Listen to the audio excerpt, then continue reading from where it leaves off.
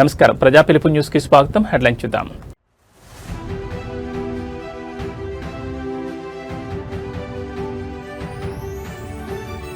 రేపటి నుంచి ఇంటర్ పరీక్షలు, విద్యార్థులకు బోర్డు కీలక సూచనలు.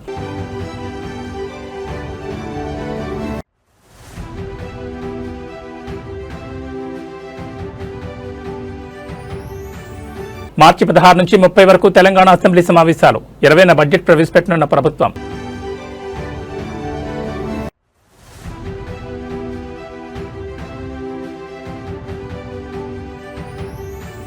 ఖమ్మంలో రణరంగంగా వెలుగుమట్ల, పేదల ఇళ్ల కూల్చివేతతో దద్దరిల్లిన కలెక్టరేట్ పరిసరాలు.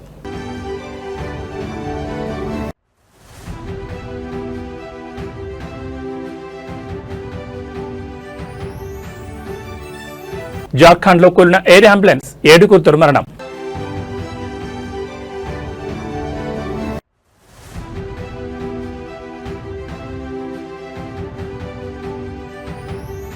తెలంగాణ రాష్ట్రంలో నేడు రేపు వర్షాలు, పలు జిల్లాలకు ఆరెంజ్ ఎల్లో హెచ్చరికలు. ఇక డీటెయిల్స్ చూస్తే తెలంగాణలో బుధవారం నుంచి ప్రారంభం కానున్న ఇంటర్మీడియట్ వార్షిక పరీక్షలకు సంబంధించి ఇంటర్ బోర్డు కీలక మార్గదర్శకాలు జారీ చేసింది. ఈసారి విద్యార్థులకు స్వల్ప ఉరటనిస్తూ 5 నిమిషాల గ్రేస్ పీరియడ్ కేటాయించారు. దీని ప్రకారం ఉదయం 9 గంటలకు పరీక్ష ప్రారంభం కానుండగా 9 గంటల 5 నిమిషాల వరకు కేంద్రంలోకి అనుమతిస్తారు. ఆ తర్వాత వచ్చే వారికి అనుమతి ఉండదు. మొత్తం 9,95,075 మంది విద్యార్థులు ఈ పరీక్షలకు హాజరవనున్నారు. రాష్ట్ర వ్యాప్తంగా 1,495 పరీక్షా కేంద్రాలను ఏర్పాటు చేశారు. విద్యార్థులు తమ పరీక్షా కేంద్రాలను సులభంగా గుర్తించేందుకు హాల్ టికెట్ పై ఉన్న క్యూఆర్ కోడ్ను ఉపయోగించుకోవాలని, ముఖ్యంగా హైదరాబాద్ పరిసర ప్రాంతాల్లోని విద్యార్థులు ట్రాఫిక్ ఇబ్బందులను దృష్టిలో ఉంచుకుని అరగంట ముందే సెంటర్లకు చేరుకోవాలని బోర్డు కార్యదర్శి ఎస్ కృష్ణాదిత్య సూచించారు. రాష్ట్ర వ్యాప్తంగా 1,495 పరీక్షా కేంద్రాలను ఏర్పాటు చేశారు. విద్యార్థులు తమ పరీక్షా కేంద్రాలను సులభంగా గుర్తించేందుకు హాల్ టికెట్ పై ఉన్న క్యూఆర్ కోడ్ను ఉపయోగించుకోవాలని, ముఖ్యంగా హైదరాబాద్ పరిసర ప్రాంతాల్లోని విద్యార్థులు ట్రాఫిక్ ఇబ్బందులను దృష్టిలో ఉంచుకుని అరగంట ముందే సెంటర్లకు చేరుకోవాలని బోర్డు కార్యదర్శి ఎస్ కృష్ణాదిత్య సూచించారు. పరీక్షా కేంద్రాల్లో త్రాగునీరు, వెలుతురు, ఫంక్షనల్ టాయిలెట్లు, బెంచీలు వంటి అన్ని సౌకర్యాలు కల్పించామని, ఏ విద్యార్థి కూడా నేలపై కూర్చుని పరీక్ష రాయాల్సిన అవసరం లేదని అధికారులు స్పష్టం చేశారు. భద్రత కోసం ప్రతి కేంద్రంలోనూ సీసీ కెమెరాలు నిఘా ఉండడంతో పాటు ఫ్లయింగ్ స్క్వాడ్లు, సిట్టింగ్ స్క్వాడ్లు నిరంతరం పర్యవేక్షిస్తాయి.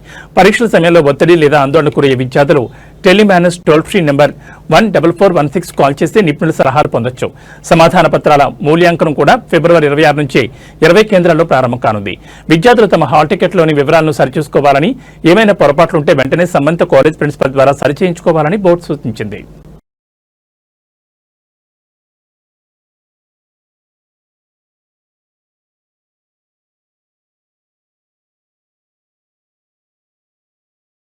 ఖమ్మం నగరంలో హైటెన్షన్ నెలకొంది. కలెక్టరేట్ సమీపంలోని వెలుగుమట్ల ప్రాంతంలో పేదల ఇండ్ల కూల్చివేత ప్రక్రియ ఉద్రిక్తంగా మారింది. 10 ఏళ్లుగా నివాసం ఉంటున్న తమను అన్యాయంగా రోడ్డున పడేస్తున్నారంటూ వందలాది కుటుంబాలు ఆందోళన దిగాయి. వెలుగుమట్లలోని సుమారు 60 ఎకరాల భూదాన్ భూముల్లో నివసిస్తున్న 600 కుటుంబాలను ఖాళీ చేయించేందుకు రెవెన్యూ అధికారులు భారీ ఆపరేషన్ చేపట్టారు. ఏ క్షణంలో ఏం జరుగుతుందో తెలియని పరిస్థితుల మధ్య వేలాది మంది పోలీసులను రంగంలోకి దించారు. తెల్లవారుజాము నుంచే జేసీబీల సహాయంతో గుడిసెలను నేలమట్టం చేస్తున్నారు. మేము ఇక్కడే 10 ఏళ్లుగా నివసిస్తున్నాం, మాకు ఓటు హక్కు ఉంది, ఆధార్ కార్డులు ఉన్నాయి, ఇప్పుడు మమ్మల్ని ఎక్కడికి వెళ్ళమంటారు అంటూ బాధితులు కన్నీరు మున్నీరవుతున్నారు. అధికారుల జేసీబీలకు అడ్డంగా పడుతూ ప్రాణాలకు తెగించి తమ ఆవాసాలను కాపాడుకునే ప్రయత్నం చేస్తున్నారు. తమకు పట్టాలిచ్చి క్రమబద్ధీకరించాలని దశాబ్ద కాలంగా పోరాడుతున్నా ప్రభుత్వం కనికరించకుండా ఇళ్లను కూల్చివేయడంపై సర్వత్రా ఆగ్రహం వ్యక్తమవుతోంది. కాలనీ వైపు ఎవరిని రానివ్వకుండా కిలోమీటర్ మేర పోలీస్ బారికేడ్లు ఏర్పాటు చేశారు. అడ్డుకుంటున్న బాధితులను, నాయకులను పోలీసులు బలవంతంగా అరెస్ట్ చేసి పోలీస్ స్టేషన్లకు తరలిస్తున్నారు. నిలువ నీడ కోల్పోయిన మహిళలు, చిన్నారులు రోడ్లపైనే బైఠాయించి నిరసన తెలుపుతున్నారు. ఒకవైపు అభివృద్ధి పేరుతో జరుగుతున్న ఈ కూల్చివేతలు, మరోవైపు గోడు కోల్పోయి రోడ్డున పడ్డ పేదల ఆక్రందనలతో ఖమ్మం జిల్లా కేంద్రం దద్దరిల్లుతోంది. అధికారులు ఈ విషయంలో ప్రత్యామ్నాయం చూపుతారా, లేక ఈ పోరాటం మరింత ఉధృతమవుతుందా అనేది వేచి చూడాలి.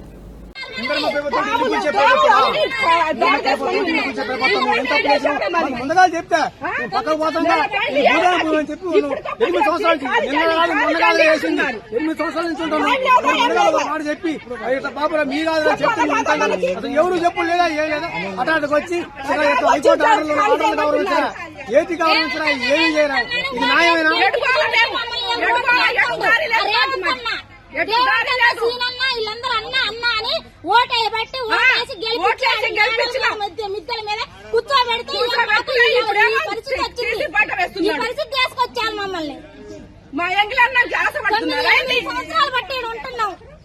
ఉంటున్నామండి. కనీసానికి ఎప్పుడు ఏ రోజైనా కంటి నిండా నిద్రపోలేదు. నీవు మాకు చెప్పారమ్మా చెప్పారా మాకు ఎవరు చెప్పలేదు మాకు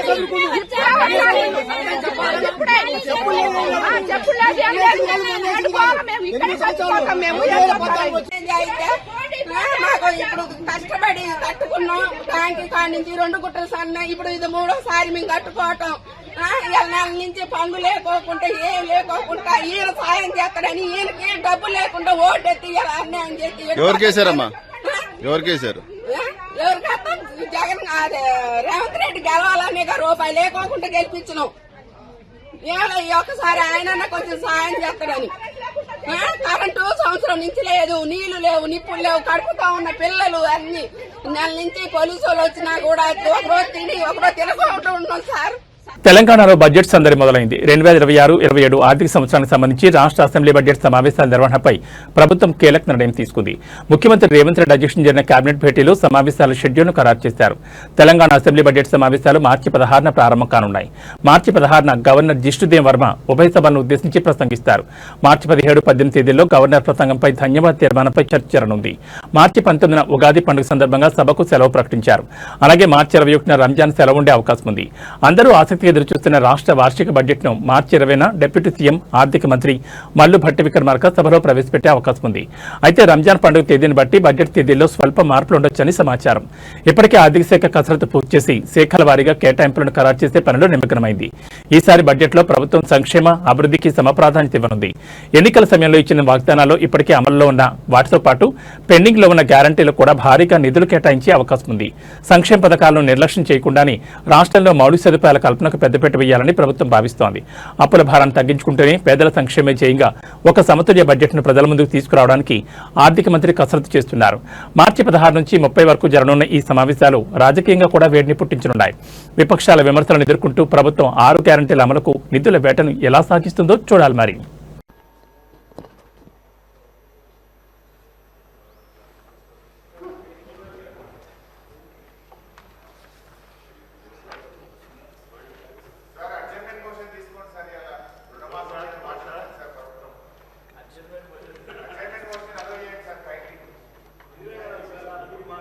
भारत भाग्य विधाता जय हे जय हे जय हे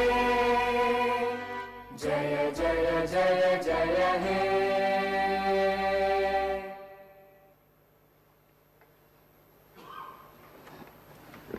తెలంగాణ అవతరించిన తర్వాత ఎంతో మంది పేదలు నూతన రేషన్ కార్డు కొరకు ఆశగా వేచి చూసినా గత ప్రభుత్వం వారిని పట్టించుకోలేదు.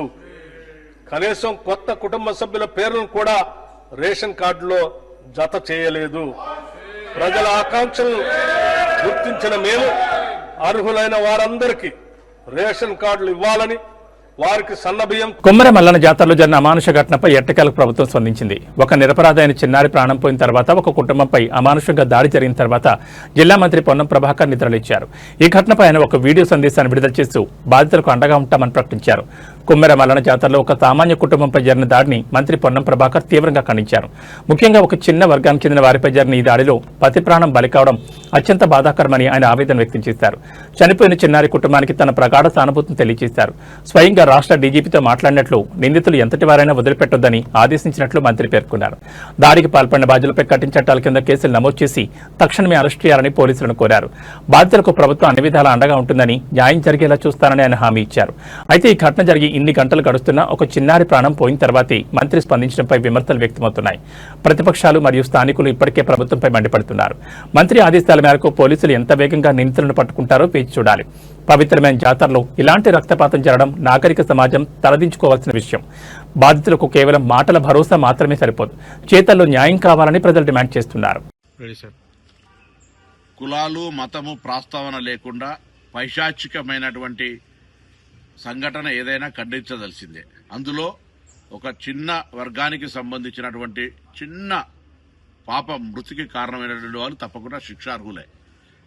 ఏ పార్టీ అయినా, ఏ కులమైనా, ఏ మతమైనా, ఏ ప్రాంతమైనా నేను డీజీపీ గారితో కూడా మాట్లాడినా ఆ అంశం మీద కఠినంగా స్పందించి చర్యలు తీసుకోమని చెప్పి కోరుతూ, కుటుంబానికి బాధిత కుటుంబానికి అండగా ఈ రాష్ట్ర ప్రభుత్వం ఉంటుంది. ముఖ్యమంత్రి గారు కూడా నిన్న చెప్పినారు, ఎక్కడ కూడా ఇబ్బంది పడేటువంటి పరిస్థితి రాకుండా మీకు అన్ని రకాలుగా న్యాయం చేసేటువంటి విధంగా ప్రభుత్వ చర్యలు ఉంటాయని మనం చేస్తాం.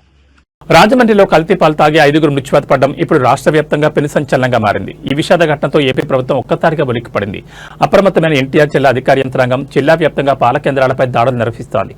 రాజమండ్రి ఘటన పునరావృతం కాకూడదనే ఉద్దేశంతో ఎన్టీఆర్ జిల్లా collector Lakshmisha food safety commission రంగంలోకి దిగారు. వారి ఆదేశాల మేరకు జిల్లాలోని అన్ని ప్రధాన పాల కేంద్రాల వద్ద ఫుడ్ సేఫ్టీ అధికారులు ఆకస్మిక తనిఖీలు చేపట్టారు. ముఖ్యంగా విజయవాడ కరెన్సీ నగర్లోని ఒక ప్రముఖ పాల కేంద్రం వద్ద అధికారులు ప్రస్తుతం సోదాలు నిర్వహిస్తున్నారు. తనిఖీల్లో భాగంగా అధికారులు పాల స్వచ్ఛతను పరిశీలిస్తున్నారు. కరెన్సీ నగర్ కేంద్రంలో సేకరించిన పాల శాంపిల్స్ ను వెంటనే పరీక్షల నిమిత్తం ల్యాబ్కు పంపించారు.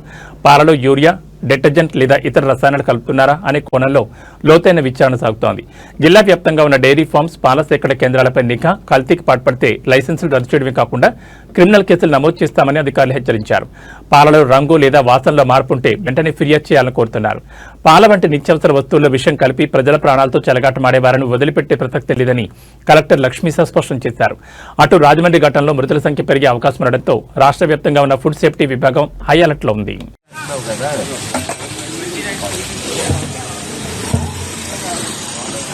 దానిపైన వేసుకునేది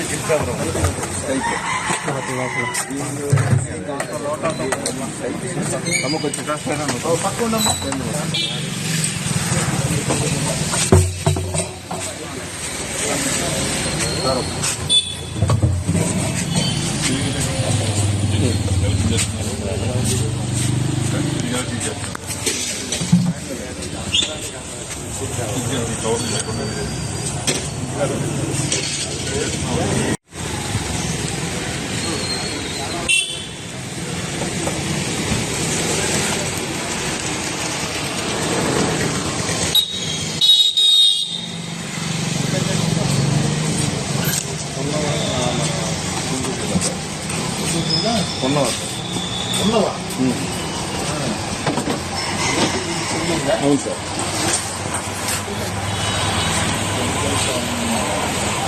ఈ పాలు అవి నాటావా లేదా ఏమావు సార్? పాలు ఆవు పాలు నాటే సార్.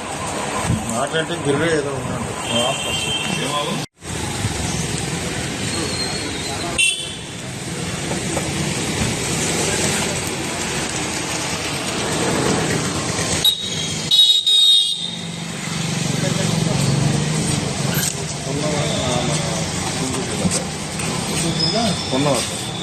ఉన్నవా?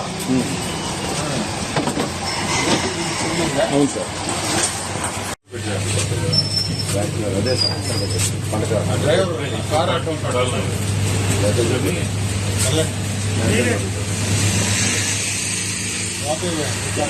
ఆంధ్రప్రదేశ్ శాసనమండలి సాక్షిగా మహిళా భద్రతపై విపక్షాలు నిప్పులు జరిగాయి. కూటమి ప్రభుత్వ హయాంలో మహిళలపై అరాచకాలు పెచ్చిమిరుతున్నాయంటూ వైసీపీ ఎమ్మెల్సీ వరదు కళ్యాణి సంచలన గణాంకాలతో ప్రభుత్వాన్ని కడిగిపారేశారు. రాష్ట్రంలో ఆడబిడ్డలకు రక్షణ కరువైందని ఆమె ఆందోళన వ్యక్తం చేశారు. శాసనమండలి వేదికగా వరదు కళ్యాణి సంచలన ఆరోపణలు చేశారు. ఈ ప్రభుత్వంలో ప్రతిరోజు 5గురు మహిళలు అత్యాచారానికి గురవుతున్నారని, సుమారు 60 మంది మహిళలు వివిధ రకాలుగా వేధింపులను ఎదుర్కొంటున్నారని ఆమె గణాంకాలను బయటపెట్టారు. టీడీపీ అధికారంలోకి వచ్చిన నాటి నుంచి నేరాల సంఖ్య విపరీతంగా పెరిగిందని ఆమె విమర్శించారు. కూటమి ప్రభుత్వంలో మహిళలపై నేరాలు గతంతో పోలిస్తే 10% పెరిగాయని ఆమె ధ్వజమెత్తారు. ఈ ప్రభుత్వ హయాంలో ఇప్పటి వరకు 16,282 మంది మహిళలు వేధింపులకు గురయ్యారని ఆరోపించారు. ఏకంగా ముఖ్యమంత్రి చంద్రబాబు నాయుడు సొంత గ్రామంలో కూడా మహిళలపై వేధింపుల కేసులు పెరగడం శాంతి భద్రతల వైఫల్యానికి నిదర్శనమని ఆమె ఎద్దేవా చేశారు. రాష్ట్రంలో మహిళలకు రక్షణ కల్పించడంలో ప్రభుత్వం పూర్తిగా విఫలమైందని, కేవలం ప్రకటనలకే పరిమితమవుతోందని విపక్ష నేతలు సభలో కొంతెత్తారు. అటు వరదు కళ్యాణి వ్యాఖ్యలపై అధికారపక్ష సభ్యులు కూడా తీవ్రంగా స్పందించడంతో సభలో కొంతసేపు గందరగోళం నెలకొంది. ఆడబిడ్డల భద్రతపై ప్రభుత్వం శ్వేతపత్రం విడుదల చేయాలని విపక్షాలు డిమాండ్ చేస్తున్నాయి. కూటమి ప్రభుత్వం అధికారంలోకి వచ్చిన తర్వాత మహిళా భద్రతపై అనేక హామీలిచ్చింది. కానీ వరదు కళ్యాణి సభ ముందుంచిన ఈ గణాంకాలు ఇప్పుడు రాష్ట్ర వ్యాప్తంగా చర్చనీయాంశంగా మారాయి. మరి ఈ విమర్శలపై ప్రభుత్వం ఎలా స్పందిస్తుంది? నేరాల అదుపులకు ఎలాంటి చర్యలు తీసుకుంటుంది? వేచి చూడాలి. గత ఏడాది 1485 కేసులు నమోదయ్యాయని చెప్పారు అధ్యక్ష. అంటే రోజుకి 4-5 జరుగుతున్నాయి అధ్యక్ష. ఈ రాష్ట్రంలో రోజుకి 4-5 మంది మీద అత్యాచారాలు, అఘాయిత్యాలు జరుగుతున్నాయి అధ్యక్ష, మహిళల మీద. అలాగే 50-60 మంది వేధింపులకు గురవుతున్నారు అధ్యక్ష. అసలు ఈ ప్రభుత్వం వచ్చాక అధ్యక్ష మహిళల మీద అఘాయిత్యాలు, అత్యాచారాలు, నేరాలు విపరీతంగా పెరిగిపోయాయి అధ్యక్ష. ఇది పోలీసులు అధికారికంగా చెప్పిన లెక్కల ప్రకారం చూస్తే మహిళల భద్రత ఎంత ఘోరంగా ఉందో అర్థమవుతుంది అధ్యక్ష. ఈరోజు 16,288 మంది మహిళల్ని వేధించారు అధ్యక్ష. 10 జిల్లాల్లో మహిళల మీద నేరాలు విపరీతంగా పెరిగిపోయాయి అధ్యక్ష. సాక్షాత్తు గౌరవ సీఎం చంద్రబాబు నాయుడు గారు ఉన్న జిల్లాలోనే మహిళల మీద నేరాలు 10% పెరిగాయి అధ్యక్ష. అంటే ఈ రాష్ట్ర ముఖ్యమంత్రి చంద్రబాబు నాయుడు గారి నీడలోనే మహిళలకు రక్షణ లేదా అధ్యక్ష? అలాగే ముఖ్యమంత్రి గారి సాక్షిగానే మహిళల్ని వేధిస్తున్నారు, హింసిస్తున్నారు, చంపేస్తున్నారు అధ్యక్ష. అదే జిల్లాలో గౌరవ మంత్రి గారైన లోకేష్ గారు కూడా ఉన్నారు అధ్యక్ష. అలాగే సాక్షాత్తు హోంమంత్రి గారి ఇన్ఛార్జిగా ఉన్న విజయనగరం జిల్లాలో కూడా మహిళల మీద నేరాలు పెరిగాయి అధ్యక్ష. అలాగే ఈ రాష్ట్రంలో గుంటూరు, సత్యసాయి, నెల్లూరు, విజయనగరం, కడప, అన్నమయ్య, పల్నాడు, పార్వతీపురం, మన్యం, తిరుపతి జిల్లాల్లో పెరుగుతున్నాయి అధ్యక్ష. మహిళలను వేధించే వాళ్ళను, పిల్లలను అత్యాచారం చేసే వాళ్ళకు అస్సలు భయం లేకుండా పోయింది అధ్యక్ష. నిజం చెప్పాలంటే వీటిలో ముఖ్యంగా అత్యధిక కారణం గంజాయి, డ్రగ్స్, వీటి మత్తులో చేస్తున్నారు అధ్యక్ష. మన హోంమంత్రి గారు అయితే ఏకంగా గంజాయి లేదని చెప్పేశారు అధ్యక్ష. కానీ ఈ సభ జరుగుతున్న టైంలోనే మొన్న మదనపల్లిలో చూసి సాధారణంగా హెల్మెట్ లేకపోతే ట్రాఫిక్ పోలీసులు చలాన్ రాస్తారు లేదా వాహనాన్ని ఆపుతారు. కానీ హైదరాబాద్ మల్కాజ్గిరి ట్రాఫిక్ పోలీసులు ఒక అడుగు ముందుకు వేశారు. జరిమానా కంటే ప్రాణం ముఖ్యమని భావించి దేశంలోని వినూత్నమైన హెల్మెట్ బ్యాంక్ కార్యక్రమానికి శ్రీకారం చుట్టారు. హెల్మెట్ లేకుండా ప్రయాణించే వాహనదారులను ఆపి తిట్టడమో, జరిమానా వేయడమో కాకుండా అక్కడికక్కడే వారికి ఒక హెల్మెట్ ఉచితంగా అందజేస్తున్నారు పోలీసులు. హెల్మెట్ తీసుకునేవారు తమ ప్రాథమిక వివరాలను పోలీసులకు సమర్పించాలి. ఆ హెల్మెట్ ను తీసుకుని 24 గంటలలోపు వారు కొత్త హెల్మెట్ ను కొనుగోలు చేసి పోలీసుల వద్ద తీసుకున్న పాత హెల్మెట్ ను తిరిగి ఇచ్చేయాలి. మల్కాజ్గిరి జోన్ పరిధిలోని ప్రధాన కూడళ్లలో ఈ విధానాన్ని అమలు చేస్తున్నారు. ముఖ్యంగా గోపాలపురం ట్రాఫిక్ పోలీస్ స్టేషన్ పరిధిలోని సంగీత్ చౌరస్తా వద్ద ఈ కార్యక్రమం విజయవంతంగా సాగుతోంది. ప్రయాణ మధ్యలో ప్రమాదాలు జరగకుండా తక్షణమే రక్షణ కల్పించడం, పోలీసులంటే కేవలం జరిమానాలు వేసేవారు మాత్రమే కాదు, ప్రాణాలు కాపాడేవారని ప్రజల్లో నమ్మకం కలిగించడం, కేవలం భయం కోసం కాకుండా బాధ్యతగా హెల్మెట్ ధరించేలా వాహనదారులను ప్రోత్సహించడం తెలంగాణ పోలీసుల అరైవ్ అలైవ్ రోడ్డు భద్రతా ప్రచారంలో భాగంగా ఈ కార్యక్రమాన్ని చేపట్టినట్లు మల్కాజ్గిరి ట్రాఫిక్ డీసీపీ తెలిపారు. ప్రయాణం చిన్నదైనా పెద్దదైనా హెల్మెట్ తప్పనిసరని ఆయన గుర్తు చేస్తున్నారు. చలాన్ల భారం కంటే క్షేమంగా ఇంటికి చేరడమే ప్రధానమని నిరూపిస్తున్న మల్కాజ్గిరి పోలీసుల చొరవపై సర్వత్రా ప్రశంసలు వ్యక్తమవుతున్నాయి. వాహనదారులు కూడా ఈ అవకాశాన్ని సద్వినియోగం చేసుకుని ప్రాణరక్షణకు సహకరించాలని కోరుతున్నారు. హెల్మెట్ బ్యాంక్ అని చెప్పేసి వినూత్నంగా ప్రయత్నం చేయడం జరిగింది. ఒక హెల్మెట్ అనేది ఎంత ఇంపార్టెంట్ అనేది అంటే రీసెంట్గా మొన్న సామర్పేటలో ఒక నర్సరీ విద్యార్థి రాత్రి హెల్మెట్ పెట్టుకోకపోవడం వల్ల బండి మీద కింద పడి చనిపోవడం. సో అట్లా ఎవ్రీడే తెలంగాణలో ప్రతి గంటకి ఒకరు ట్రాఫిక్ రూల్స్ పాటించకపోవడం వల్ల చనిపోవడం జరుగుతుంది. సో దాన్ని అరికట్టడానికి ఒక పాజిటివ్ ధోరణిలో రియలైజ్ చేయడం కాకుండా తెలంగాణ మాత్రమే కాదు, ఇట్లాంటివి ఎంకరేజ్ చేయడానికి ట్రై చేస్తుంది. సో మాకు ఒక హెల్మెట్ బ్యాంక్ ఒకటి ఏర్పాటు చేయడం జరిగింది. ఈ హెల్మెట్ బ్యాంకులో ఎవరైనా హెల్మెట్ లేని వాళ్ళు వచ్చి వాళ్ళని ఏదో ఆపి ఇట్లా దేశ రాజధానిలో రాజకీయ సెగలు రేగుతున్నాయి. ప్రధాని నరేంద్ర మోడీ లక్ష్యంగా కాంగ్రెస్ అగ్రనేత రాహుల్ గాంధీ తీవ్రస్థాయిలో విరుచుకుపడ్డారు. ఎఫ్స్టీన్ ఫైల్స్ నుంచి అదానీ వ్యవహారం వరకు సంచలన ఆరోపణ చేస్తూ కేంద్ర ప్రభుత్వంపై యుద్ధం ప్రకటించారు. అంతర్జాతీయంగా సంచలనం సృష్టించిన ఎఫ్స్టీన్ ఫైల్స్ అంశాన్ని రాహుల్ గాంధీ ప్రస్తావించారు. అంతర్జాతీయ నేరస్తులతో పేర్లు ముడిపడడం దేశానికి సిగ్గుచేటని ఆయన మండిపడ్డారు. ముఖ్యంగా దేశానికి సంబంధించిన కీలకమైన డేటాను అమెరికా కట్టబెట్టడంపై రాహుల్ తీవ్ర అభ్యంతరం వ్యక్తం చేశారు. ఇది దేశ సార్వభౌమాధికారానికే ముప్పని అని హెచ్చరించారు. అదానీ వ్యవహారంపై రాహుల్ గాంధీ మరోసారి కళమెత్తారు. అదానీ కేసు కేవలం ఒక వ్యాపారవేత్తకు సంబంధించింది కాదని, ఇది బీజేపీ ఆర్థిక మూలాలను కదిలిస్తోందని ఆయన ధ్వజమెత్తారు. ప్రధాని మోడీ అనుసరిస్తున్న విధానాల వల్ల దేశంలోని రైతులు, వస్త్ర పరిశ్రమ పూర్తిగా నాశనమయ్యాయని ఆయన ఆవేదన వ్యక్తం చేశారు. కొద్దిమంది సంపన్నుల కోసం కోట్లాది మంది సామాన్యుల పుట్టకొడుతున్నారని విమర్శించారు. దేశ రక్షణ విషయంలో తాము తగ్గేదే లేదని రాహుల్ గాంధీ స్పష్టం చేశారు. రాజ్యాంగాన్ని, దేశ వనరులను కాపాడేందుకు కాంగ్రెస్ పార్టీ సింహాల్లా పోరాడుతోందని ఆయన ప్రకటించారు. భయపడే ప్రసక్తే లేదని, నిజం కోసం పోరాటం కొనసాగుతుందని కేడర్లో ఉత్సాహం నింపారు. మరోవైపు రాహుల్ గాంధీ వ్యాఖ్యలపై బీజేపీ నేతలు కూడా తీవ్రంగా స్పందిస్తున్నారు. ఇవన్నీ నిరాధారణమైన ఆరోపణలని కొట్టిపారేస్తున్నారు. పార్లమెంట్ లోపల బయట ఈ అదానీ ఎఫ్స్టీన్ సెగలు ఇంకెన్ని మలుపులు తిరుగుతాయో చూడాలి.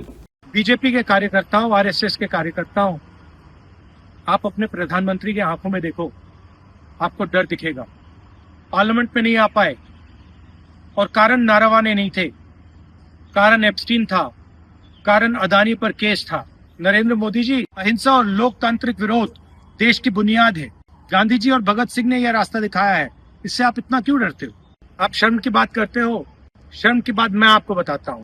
आपने अमेरिका के साथ जो किया है, ये शर्म की बात. देश को आपने बेचा है. पहली शर्म की बात, जो यूएस के साथ आपने ट्रेड डील की है, जिसमें हिंदुस्तान को कुछ नहीं मिला, और हमारा पूरा देश आपने अमेरिका को बेच दिया है। हमारे देश का डेटा दे दिया, किसानों को खत्म कर दिया, टेक्सटाइल इंडस्ट्री बर्बाद कर दी। ये शर्म की बात। दूसरी शर्म की बात, एप्स्टीन जो पीडोफाइल है, उसकी फाइलों में, उसकी ईमेल में आपका नाम, आपके मंत्रियों का नाम और आपके दोस्तों का नाम, तीनों का एक साथ आ रहा है। ఉత్తరప్రదేశ్ లో మరోసారి బ్లూ డ్రమ్ మర్డర్ కలకలం రేపింది. కన్న తండ్రిని కూడా చూడకుండా అత్యంత కిరాతకంగా కాల్చి చంపి ఆపై మృతదేహాన్ని ముక్కలు ముక్కలుగా నరికిన ఉదంతం లక్నోలో వెలుగు చూసింది. చదువుకోమని చెప్పడమే ఆ తండ్రి చేసిన పాపమైంది. లక్నోలో నివాసముంటున్న 19 ఏళ్ల అక్షత్ ప్రతాప్ సింగ్ అనే యువకుడు ఈ ఘాతకానికి పాల్పడ్డాడు. తన తండ్రి మానవేంద్ర సింగ్ ను తుపాకీతో కాల్చి చంపడమే కాకుండా ఎవరికీ అనుమానం రాకుండా మృతదేహాన్ని ముక్కలు చేశాడు. చేతులు కాళ్లు నరికి వేరువేరు చోట్ల పారేసి మిగిలిన మొండెం భాగాన్ని ఒక నీలం రంగు డ్రమ్ములో కుక్కి ఎక్కడో పారేయాలని ప్లాన్ చేశాడు. అయితే పాపం పండింది. ఆ డ్రమ్ము నుంచి విపరీతమైన దుర్వాసన రావడంతో అనుమానం వచ్చిన ఇరుగు పొరుగు వారు పోలీసులకు సమాచారం అందించారు. ఘటనా స్థలానికి చేరుకున్న పోలీసులు డ్రమ్ము తెరిచి చూడడంతో లోపల కూలిన స్థితిలో ఉన్న మొండెం బయటపడింది. దీంతో నిందితుడు అక్షత్ ప్రతాప్ సింగ్ ను పోలీసులు అదుపులోకి తీసుకున్నారు. పోలీసుల ప్రాథమిక విచారణలో షాకింగ్ విషయాలు వెలుగులోకి వచ్చాయి. తండ్రి మానవేంద్ర సింగ్ తన కొడుకును పోటీ పరీక్షలకు సిద్ధమవ్వాలని, చదువుపై శ్రద్ధ పెట్టాలని తరచూ ఒత్తిడి చేసేవాడు. తండ్రి పదే పదే చదవమని చెప్పడం అక్షత్కు నచ్చలేదు.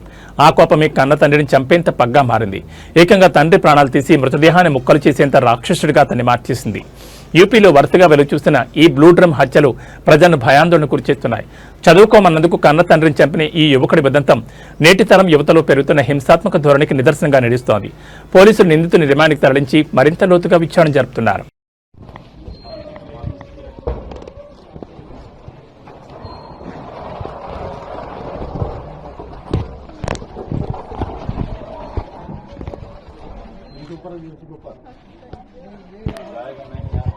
बगल में सीट पे रख दीजिए, चर्चा करके सीट पे रख दीजिए. తెలంగాణ ప్రభుత్వంలో కీలక బాధ్యతలు నిర్వహిస్తున్న బట్టి విక్రమార్క రాజకీయ కార్యకలాపాలతో ఎంత బిజీగా ఉన్నా తన కుమారుడి జీవితంలోని అతి ముఖ్యమైన ఘట్టం కోసం ప్రత్యేకంగా సమయం కేటాయించారు. ఈ రోజు ఆయన వ్యక్తిగతంగా తనను కలిసి తన కుమారుడి పెళ్లికి ప్రేమతో ఆహ్వానించారు. ఈ సందర్భంగా ఆయన చూపిన ఆప్యాయత మరియు సరళత అందరినీ ఆకట్టుకుంది. కుమారుడి వివాహ వేడుకను అత్యంత వైభవంగా నిర్వహించేందుకు భట్టి విక్రమార్క సిద్ధమవుతున్నారు. ఈ పెళ్లికి 2 రాష్ట్రాల ముఖ్యమంత్రులు, మంత్రులు, జాతీయ స్థాయి నాయకులు మరియు వివిధ రంగాలకు చెందిన ప్రముఖులు హాజరయ్యే అవకాశం ఉంది. ఇప్పటికే పలువురు నేతలకు ఆయన స్వయంగా వెళ్లి వెడ్డింగ్ కోడ్ను అందజేస్తున్నారు. డిప్యూటీ సీఎం మల్లు భట్టి విక్రమార్క కుమారుడి వివాహం పద్ధతి ప్రకారం ప్రతి ఒక్కరిని ఆప్యాయంగా పిలుస్తున్న మంత్రి, రాష్ట్ర బడ్జెట్ కసరత్తుల మధ్యనే కుమారుడి పెళ్లి పనులను కూడా ఆయన పర్యవేక్షిస్తున్నారు. తెలంగాణ రాజకీయాల్లో ఒక పక్క పాలనాపరమైన ఉన్న బట్టి విక్రమార్క ఇంట్లో జరుగుతున్న ఈ శుభకార్యం పార్టీ శ్రేణులు మరియు మిత్రవర్గాల్లో కొత్త ఉత్సాహం నింపుతోంది. కొత్త జీవితంలోకి అడుగుపెడుతున్న బట్టి విక్రమార్క కుమారుడికి, కాబోయే కోడలికి ముందస్తు శుభాకాంక్షలు తెలియజేస్తున్నారు. జార్ఖండ్ లో ఘోర ప్రమాదం చోటు చేసుకుంది. రాంచీ నుంచి ఢిల్లీకి వెళ్తున్న ఎయిర్ అంబులెన్స్ కూలిపోయింది.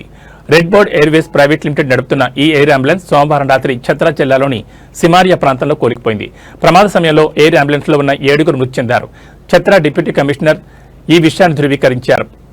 సిమారియా సమీపంలో ఎయిర్ అంబులెన్స్ కూలిన ఘటనలో అందులో ఉన్న వారందరూ మరణించారని చెప్పారు.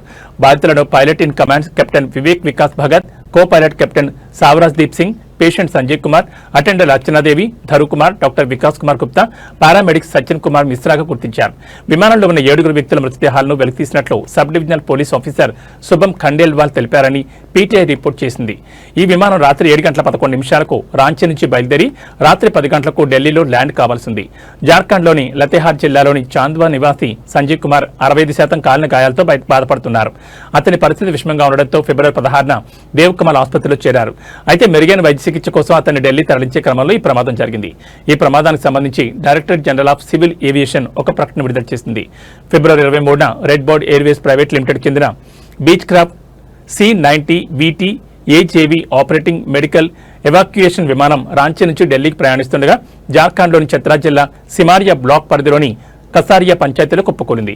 ఈ విమానంలో 2 సిబ్బందితో సహా మొత్తం 7 వ్యక్తులున్నారు. ఈ విమానం సోమవారం సాయంత్రం 7:11 రాంచీ నుంచి బయలుదేరింది. కోల్కతా ఎయిర్ ట్రాఫిక్ కంట్రోల్తో కాంటాక్ట్ ఏర్పరచుకున్న తర్వాత వాతావరణం అనుకూలించకపోవడంతో విమానం తన మార్గాన్ని మార్చుకోవడానికి అనుమతి కోరింది. అయితే సాయంత్రం 7:34 కోల్కతాతో విమానం కమ్యూనికేషన్, రాడార్ సంబంధాలు కోల్పోయింది.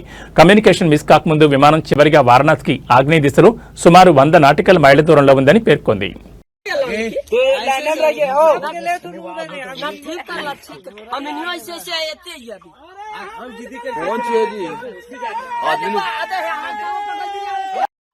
आदम सर के एकदम वही कर में कल पंखवा गिरलो से पंखवा हो यहाँ अरे आदमी पूरा कहाँ हो रे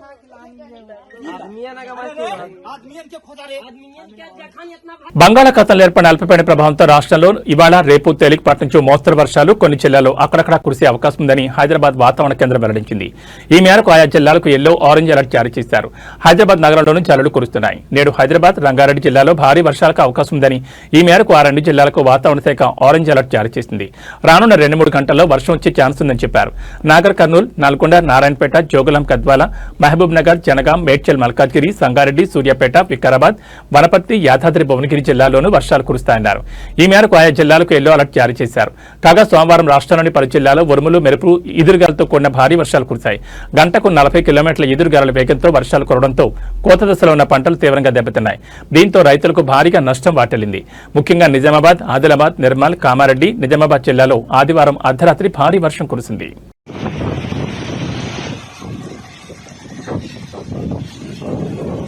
ఇక బులెటిన్ ముగించే ముందు హెడ్లైన్స్ మరోసారి.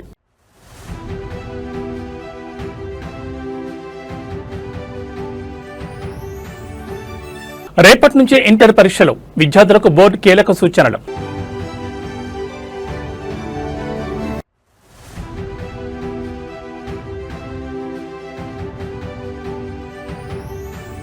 మార్చి 16 నుంచి 30 వరకు తెలంగాణ అసెంబ్లీ సమావేశాలు, 20న బడ్జెట్ ప్రవేశపెట్టనున్న ప్రభుత్వం.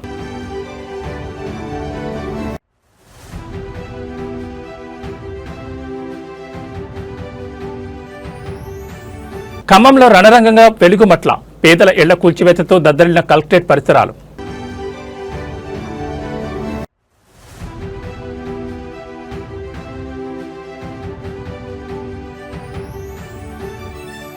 జార్ఖండ్లో కూలిన ఎయిర్ అంబులెన్స్, 7గురు దుర్మరణం.